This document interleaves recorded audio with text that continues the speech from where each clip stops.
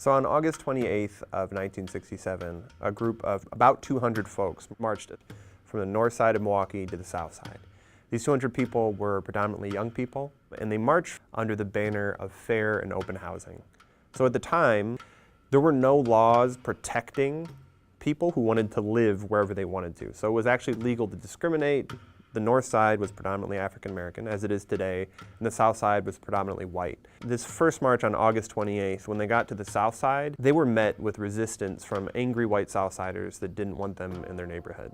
Over 2,000 people had spontaneously gathered in a counter-protest to say, get out of our neighborhood now and forever. Even though they encountered this resistance, this anger, this rage against really their existence, they marched a second day. This time, over 10,000 angry white Southsiders met them at the south end of the 16th Street Viaduct. People throwing rocks, bricks, yelling racial epithets, and those marchers continued marching. They marched a third day, a fourth day. They marched through fall, winter, and spring. They marched for a total of 200 nights.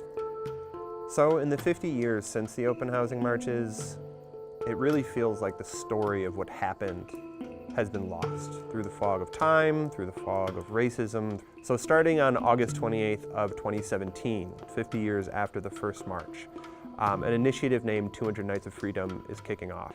The backbone of 200 Nights of Freedom is going to be events. So on our website, www.200nightsoffreedom.org, there is a calendar where you can go to that and see events that are happening throughout our community. Another way you can get involved in 200 Nights of Freedom is really by learning the story. So at 200nightsoffreedom.org, our website, there's also a resources section. You can go there and there are articles ranging from short, quick reads to books to documentaries to videos that you can check out and learn more about this story. The final thing you can do to get involved in 200 Nights of Freedom is you can actually contribute to our calendar.